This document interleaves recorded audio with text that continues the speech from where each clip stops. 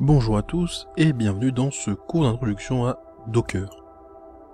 Nous vous avons précédemment parlé du fichier Docker Compose YAML, et dans cette leçon, nous allons parler de la ligne de commande Compose. Les prérequis sont les mêmes que le reste de la section. Vous devez connaître les images et les conteneurs, comment les utiliser, ainsi que les concepts qui les entourent dans les sections précédentes, de sorte que vous puissiez utiliser tout ce contenu dans la commande Compose et le fichier YAML. L'outil de ligne de commande Docker Compose est en réalité distinct de l'outil Docker. C'est en fait un binaire séparé. Si vous utilisez Docker pour Windows ou Docker pour Mac, il est livré avec. Mais si vous êtes sous Linux, vous devez le télécharger séparément. Et vous pouvez l'obtenir sur github.com/docker/compose. Mais vous pouvez également le rechercher simplement sur Google. C'est idéal pour le développement local et les tests rapides de choses qui pourraient autrement être complexes à taper dans un tas de commandes à partir de la ligne de commande. Deux commandes courantes que nous utilisons seront Docker Compose Up, ce qui est de loin probablement ce que vous allez taper 90% du temps. Il s'agit essentiellement d'une commande unique permettant de tout exécuter dans le fichier Compose, y compris la création de volumes, la création de réseau et le démarrage de tous les conteneurs avec toutes leurs options de configuration. Ensuite, pour nettoyer lorsque vous avez terminé, Docker Compose Down, ce que beaucoup de gens oublient de faire, nettoiera après vous. Cela éliminera les conteneurs, supprimera les réseaux et les volumes devenus inutiles. Cela vous permet avec ces deux commandes d'intervenir rapidement dans différents environnements de développement. Juste pour vous donner un avant-goût, si vous aviez un projet dans lequel vous aviez le processus typique d'intégration des développeurs qui consistait à apprendre à obtenir les bons outils pour leur système, les bonnes machines virtuelles téléchargées, et les bons add-ons, et toutes les choses pour lesquelles il devrait normalement construire un environnement répliqué avec Docker Compose, c'est aussi simple que de cloner l'environnement contenant votre fichier Compose à partir d'un repo quelque part, puis d'exécuter la commande Docker Compose Up. Cela peut vraiment être aussi simple. Je suis dans un répertoire d'exemples pour Compose. Je vais juste faire un Docker Compose Up. Mais avant de faire cela, laissez-moi vous montrer ce que c'est. Cela a deux services, ou deux conteneurs.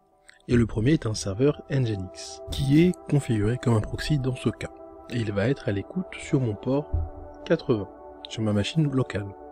Vous remarquerez qu'il existe une commande de volume dans laquelle j'ai en fait effectué un bind mount sur un fichier de ce répertoire appelé un fichier de configuration Nginx. Il s'agit en réalité d'un petit fichier très simple, ce n'est pas nécessairement important que nous sachions encore comment fonctionne ce fichier. Cela montre simplement comment dans ce cas, je crée un fichier dans mon environnement local. Disons que ce répertoire est un repo Git qui stocke ces fichiers de configuration pour moi. Cela me permet de mapper ce fichier dans le conteneur et à la fin, vous verrez qu'il dit RO, ce qui signifie Read Only ou lecture uniquement. Ce qui signifie que je ne peux pas le modifier dans le conteneur. Ce n'est pas nécessairement requis ici, je voulais juste vous montrer que c'est comme cela que vous feriez dans ce cas. Ce fichier de configuration indique en fait à Nginx, au lieu d'être un serveur web, j'aimerais que vous soyez un reverse proxy et que vous vous asseyez devant un autre serveur, qui, dans ce cas, nous appelons notre serveur web avec son nom de service et il exécute le serveur Apache 2, qui est l'image HTTPD du repo d'images officiel sur Docker Hub. Vous pouvez également voir en haut que j'ai spécifié une version. C'est comme ça que je ferai ça, à l'intérieur de la ligne d'image. Donc ce qui devrait arriver, c'est que lorsque je tape Docker Compose Up,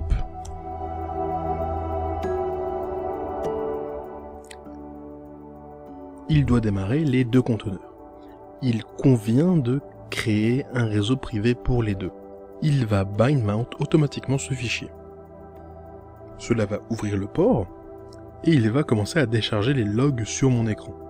Vous avez peut-être remarqué dans tout cela que je n'ai pas spécifié de zone de réseau ni de zone de volume, car elles ne sont pas réellement nécessaires. Elles ne sont nécessaires que si j'ai besoin de personnaliser le réseau. Par exemple, changer les adresses IP par défaut ou le driver de réseau utilisé. Ou dans le cas des volumes, je peux créer des volumes nommés ou utiliser un driver de volume différent. Nous aborderons tout cela ultérieurement dans des prochaines sections. Juste pour que vous sachiez, c'est aussi simple que ces fichiers peuvent l'être. Vous n'avez normalement pas besoin de tout ça. Ces fonctionnalités sont là si vous en avez besoin, mais généralement ces petites commandes très simples, comme celle-ci, vous suffiront. Alors, qu'est-ce que j'ai fait? Ceci est maintenant mon serveur Apache et mon serveur Nginx. Une fonctionnalité intéressante de Compose que Docker n'a pas forcément à offrir dès le départ, c'est qu'il enregistrera tous les conteneurs qu'il exécute à l'écran au premier plan. Je peux toujours faire la même chose qu'avec Docker et exécuter Docker Compose up-d, ce qui le mettra en arrière-plan, mais il est agréable de voir lorsque je développe ou teste des choses localement que mes logs sont affichés à l'écran. Si je passe sur mon navigateur, puis localhost, vous verrez qu'il est écrit It Works. C'est le serveur Apache qui répond, pas le serveur Nginx.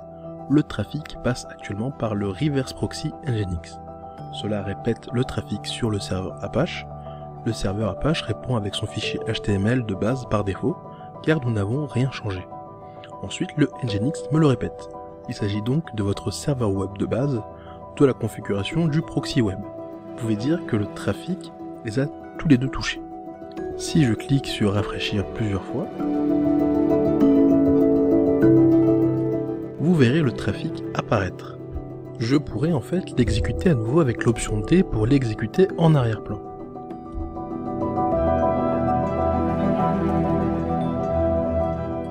Si je retourne sur mon localhost, si je rafraîchis, vous pouvez voir qu'il est toujours là. Je peux aller faire un Docker Compose Logs pour afficher les mêmes logs que ceux que j'ai vus il y a quelques temps. Un grand nombre des commandes auxquelles vous êtes peut-être habitué dans Docker sont également dans Docker Compose. Vraiment, ce que Compose est en train de faire, c'est de communiquer avec l'API Docker en arrière-plan au nom du CLI Docker. C'est un peu comme si le remplaçant du CLI Docker communiquait toujours avec l'API du serveur Docker dans le back-end. Bien sûr, Docker Compose-help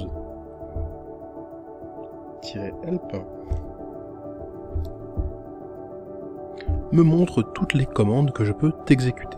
Vous verrez que beaucoup d'entre elles ont l'air vraiment familières, car elles sont l'équivalent de la commande Docker, en utilisant simplement le contexte de la configuration du fichier Compose. Je veux nettoyer tout ça parce qu'il fonctionne encore. Je peux faire un Docker Compose ls, ce qui me montrera que mes deux conteneurs fonctionnent. Je peux faire un Docker Compose top